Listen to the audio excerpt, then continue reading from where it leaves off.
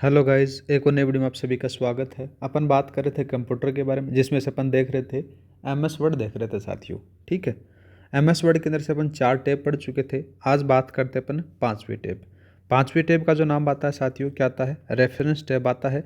और इस reference tab के अंदर से आपको 6 ग्रुप देखने को मिलेंगे। कितने मिलेंगे? 6 ग्रुप। अब जो 6 ग्रुप होते हैं वो कौन कौन से होते हैं? सबसे पहले बात करें तो टेबल ऑफ कंटेंट आ जाता है। दूसरा बात करें तो फुटनोट आ जाता है। तीसरा बात करें तो साइटोसिन ऑफ बिब्लियोग्राफी आ जाता है। और नेक्स्ट आता है कैप्शन आ जाता है, इंडेक्स आ जाता है और टेबल ऑफ ऑथराइजेशन आ जाता है। ये 6 ग्रुप आपको देखने को मिलेंगे किसमें? रेफरेंस टैब के अंदर से साथियों। अब बात करते हैं थोड़ा सा आगे डिटेल में। सबसे पहले बात करें फुटनोट के बारे में। फुटनोट होता है, उसकी जो शॉर्टकट की होती है ना साथियों, वो होती है alt plus control plus F का यूज़ किया जाता है। ठीक है, और फुटनोट आपको 2 प्रकार का देखने को मिलेगा। एक आ जाता है एंड नोट, जो पेज के अंत में लिखा जाता है। इसकी जो शॉर्टकट की होती है अल्ट कंट्रोल प्लस डी का यूज़ होता है। ठीक है, और दूसरा बात करें जो फुटनोट है, ये हर पेज पर आपको देखने को मिलेगा साथियों। आगे बात करते हैं, देखो कैप्शन। कैप्शन के अंदर से क्या होता है? जैसे इस प्रकार से आपके पास में बॉक्स सा बना रहता है। यहाँ पर क्या रहता है साथियों? इसके अंदर से आप जब फॉर्म भरते हो तो यहाँ पर लिखा रहता है स्टूडेंट नेम, इसको बोला जाता है कैप्शन। ठीक है, अब बात करते हैं, देखो मार्क एंट्री के बारे में और एक आता है मार्क कैप्शन के बारे में। इनकी 2 शॉर्टकट की आपको देखने को मिलेंगी, अल्ट प्लस शिफ्ट प्लस अक्स का। ठीक है, दूसरा बात करें मार्क कैप्शन के बारे में, इसकी जो शॉर्टकट की होती है अल्ट प्लस शिफ्ट प्लस आई का यूज़ किया जाता है साथियों। ठीक है, नेक्स्ट बात करते हैं। दूसरी आ जाती है, देखो नेक्स्ट आ जाती है छठे वाली दूसरी टैब है, जिसका नाम आ जाता है साथियों मेलिंग टैब। मेलिंग टैब होता है ना साथियों, 5 ग्रुप आपको देखने को मिलेंगे। ऊपर वाली जो टैब है ना साथियों रेफरेंस टैब, उसके अंदर से जो मेन चीज़ हैं जो आपके एग्जाम में आ सकती हैं, वो चीज़ें अपने डिस्कस किए हैं। ज़्यादा डेप अपने को डिस्कस नहीं करना है। बात करें अपन छठी टैब, जिसका नाम बात करे थे मेलिंग टैब। और मेलिंग टैब के अंदर से 5 ग्रुप आपको देखने को मिलेंगे। कौन कौन सा? पहला आ जाता है क्रिएट आ जाता है, स्टार्ट मेल मर्ज आ जाता है। ठीक है, राइट एंड इंसर्ट फील्ड आ जाता है। दूसरा बात करें तो प्रीव्यू एंड रिजल्ट आ जाता है और फिनिश आ जाता है। ये 5 ग्रुप आपको देखने को मिलेंगे। मैंने रूप से आपसे पूछ सकता है कि कितने ग्रुप होते हैं मेलिंग टैब के अंदर से, तो याद रखना 5 ग्रुप आपको देखने को मिलेंगे। कौन कौन से होते हैं ये आपको मैंने यहाँ पर बता दिए। अब बात करें तो मेल मर्ज क्या होता है? मेल मर्ज ये होता है कि जब सोर्स पार्ट और डेस्टिनेशन पार्ट को एक साथ कंबाइन करके किसी व्यक्ति के पास में अपन मेल किया जाता है ना, उसको मेल मर्ज कहा जाता है। क्या कहते हैं? मेल मर्ज कहा जा सकता है। ठीक है, आगे बात करते हैं साथियों। टेब आती है 7वीं टेब का जो नाम आता है साथियों रिव्यू टेब आ जाता है।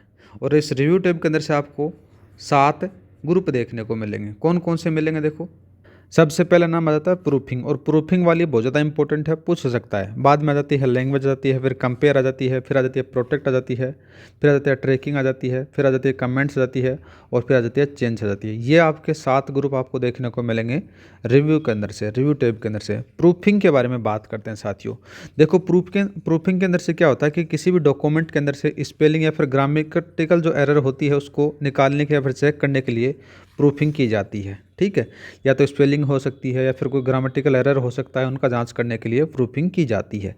अब देखो एक नाम आपको देखने को मिलेगा एरर, और एरर के साथ में मिलेगा आपको बग। बग को देखो, जो बग को हटाना होता है उसको क्या कहते हैं? रिमूव टू बग होता है, उसको डीबगिंग कहा जाता है। क्या कहते हैं? डीबग के नाम से उसको जाना जाता है।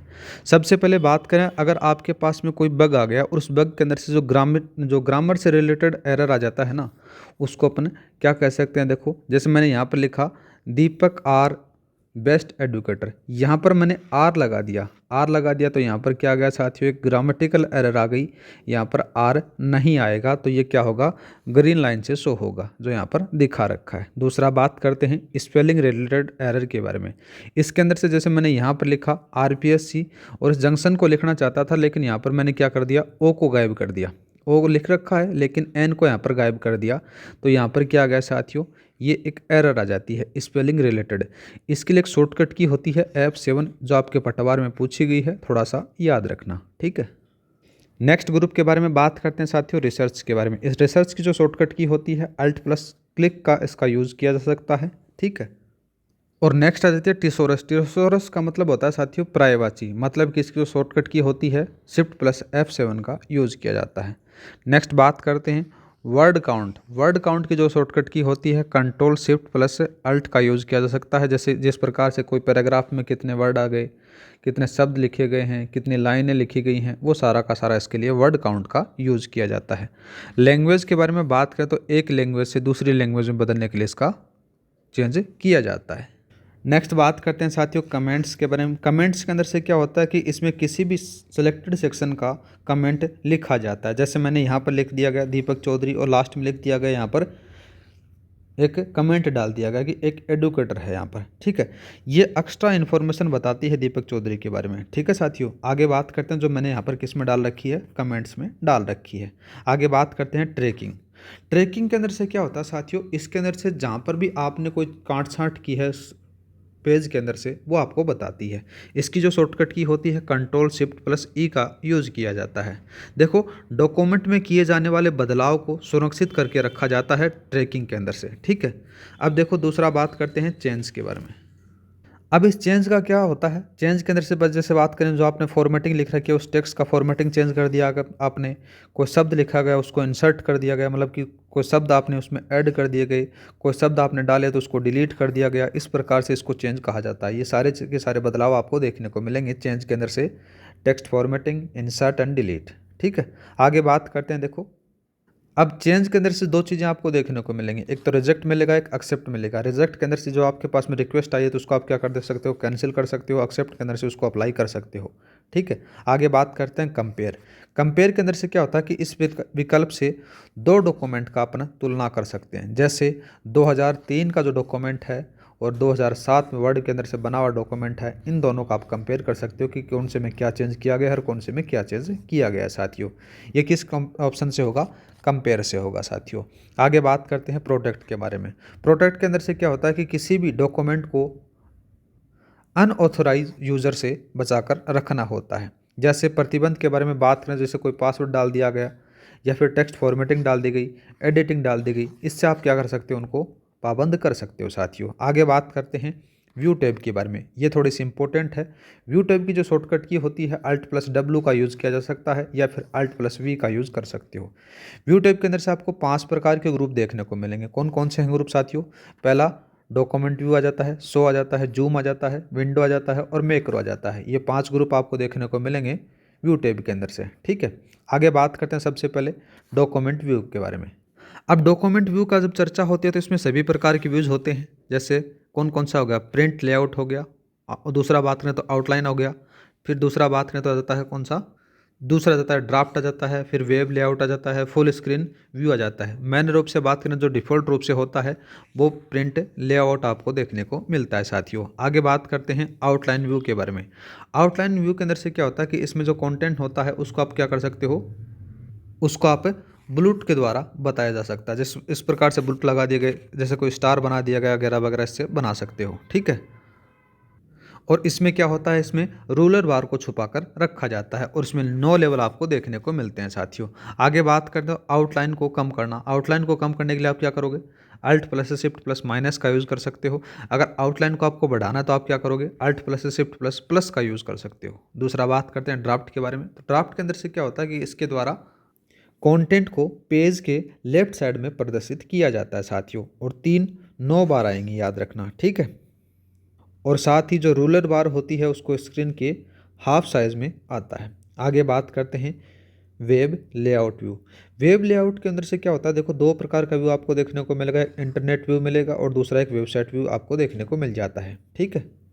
और एक चीज़ और याद रखना, इसमें से हॉरिजॉन्टल और जो है ना वर्टिकल है वो स्क्रॉल बार नहीं देखने को मिलता है। नेक्स्ट बात करते हैं फुल स्क्रीन व्यू के बारे में। फुल स्क्रीन व्यू के अंदर से कोई भी बार नहीं होता है साथियों। आगे बात करते हैं शो ग्रुप के बारे में। तो शो ग्रुप के अंदर से क्या होता है, देखो इसमें आपको 2 प्रकार की चीज़ें मिलेंगी। एक तो रूलर मिलेगा जो इस प्रकार से जो सबसे पहले आपको देखना मिलता है। दूसरा बात करें तो ग्रिड लाइन मिल जाती है। ग्रिड लाइन इस प्रकार से होती है और यही ग्रिड लाइन क्या होती है साथियों, बाय डिफ़ॉल्ट आपको देखने को मिलेगी, लेकिन ये क्या होती है, हाइड होती है। आगे बात करते हैं नेविगेशन के बारे में। नेविगेशन के अंदर से होता है क्या, देखो इसमें ये होता है कि स्क्रीन के लेफ्ट साइड में नेविगेशन पेन को ओपन करने के लिए इसका यूज़ हो सकता है, ठीक है। यहाँ पर इस प्रकार से डायग्राम दिखा रखा है, यहाँ पर नेविगेशन होता है सारा का सारा, ठीक है, ये हाइडिंग किया जाता है, पेज पे डॉक्यूमेंट ड्रॉ करने के लिए इसका काम लिया जाता है साथियों। आगे बात करते हैं जूम के बारे में, इंपॉर्टेंट है, याद रखना, पिछली बार भी पूछा गया था आपकी से और अब की बार भी पूछ सकता है एग्जामिनर। बाय डिफ़ॉल्ट होता है वो कितना होता है, 100 होता है, याद रखना। और जो मिनिमम होता है जूम 10% आपको देखने को मिलेगा MS वर्ड के अंदर से। मैक्सिमम बात करें तो 500 आपको देखने को मिल सकता है, ये पिछली बार पूछा गया था, याद रखना। MS वर्ड ही है एक ऐसा जिसके अंदर से 500% जूम देखने को मिलेगा। अगर पावर पॉइंट और एक्सेल की बात होती है तो यहाँ पर 400% ही जूम देखने को मिलता है, यही फ़र्क होता है इन दोनों के अंदर। और इससे 100% सवाल आएगा साथियों, ठीक है। आगे बात करते हैं विंडो ग्रुप के बारे में। इसमें क्या होता है साथियों, कमांड होती है, जैसे न्यू विंडो हो गई, स्प्लिट विंडो हो गई, अरेंज ऑल हो गया, ये सारे के सारे इसमें कमांड आपको देखने को मिल जाती हैं। मैक्रो के बारे में बात करते हैं। मैक्रो की शॉर्टकट की आपसे पूछ सकता है, इसकी जो शॉर्टकट की होती है Alt+F8 का यूज किया जा सकता है, ठीक है। मैक्रो होता क्या है, देखो साथियों, मैक्रो मैंने रूप से बात करें, जैसे आपने क्या किया, आप अपने मकान की रजिस्ट्री कराने के लिए जाते हो, जब उसको वो टाइपराइटर वो टाइप करता रहता है तो उसके पास में एक फॉर्मेट बना रहता है। वो फॉर्मेट जिस प्रकार से, जिसमें आपका नाम ही चेंज करेगा, अगले वाले को जो बना कर दे रखा है, बस आपका नाम डाल देगा, आपका एड्रेस चेंज कर देगा, सेम टू सेम वहाँ पर लिखा रहता है। तो वही क्या करता है, उसको अपन मैक्रो बोलते हैं साथियों, क्या बोलते हैं, मैक्रो बोला जाता है। और इसकी जो शॉर्टकट की होती है Alt+F8 का यूज़ किया जाता है। अब बात करते हैं साथियों फ़ॉन्ट के बारे में। फ़ॉन्ट के अंदर से आपको दो प्रकार के देखने को मिलेंगे, कौन सा मिलेगा, एक तो आ जाता है सेंट सेरिफ फ़ॉन्ट मिलता है और एक आ जाता है सेरिफ फ़ॉन्ट। सबसे पहले बात करें तो देखो सेंट सेरिफ फ़ॉन्ट क्या होता है, ये एकदम सीधे साधे होते हैं, इसमें से कोई ज़्यादा कुछ नहीं देखने को मिलता है। जैसे जिस प्रकार से आप लोग हो ना, आपकी तरह ये सेंट सेरिफ फ़ॉन्ट होता है। दूसरा बात करें तो एक सेरिफ फ़ॉन्ट होता है जो एक सजावटी होते हैं, इसके अंदर से थोड़ा सा अट्रैक्टिव बना कर दिया जाता है इनको, किसी को बोल्ड लिख दिया गया, किसी को इटैलिक में लिख दिया गया, वगैरह वगैरह, ये चीज़ें आपको देखने को मिलती हैं किसमें, सेरिफ के अंदर से। अब बात करते हैं, देखो सेंट सेरिफ के अंदर से कौन कौन से होते हैं। बाय डिफ़ॉल्ट होता है वो कैलिबरी होता है साथियों, और ये 3-4 नाम याद रखना मेन रूप से हैं, ये दो ही आपको देखने को मिलेंगे। और सेंट सेरिफ के अंदर से बाय डिफ़ॉल्ट कौन सा होता है, कैलिबरी होता है फ़ॉन्ट। नेक्स्ट बात करते हैं सेरिफ फ़ॉन्ट के अंदर से। तो सेरिफ फ़ॉन्ट के अंदर से सारे के सारे नाम आपको याद रखने हैं। वैसे देखा जाए तो 2 नाम रख लोगे याद तो सफिशिएंट है आपके लिए, इतना हाई आपसे पूछा नहीं जाएगा। और इसी के साथ में आपका जो MS वर्ड का जो है वो यहाँ पर कंप्लीट हो जाता है। अब बचेगा कौन सा, MS पावर पॉइंट बचेगा और एक MS एक्सेल बचेगा। बाद में आपका जो MS ऑफिस वाला जो है टॉपिक वो यहाँ पर ख़त्म हो जाएगा साथियों। आज के लिए इतना ही, मिलते हैं नेक्स्ट क्लास में। जय हिंद, जय भारत।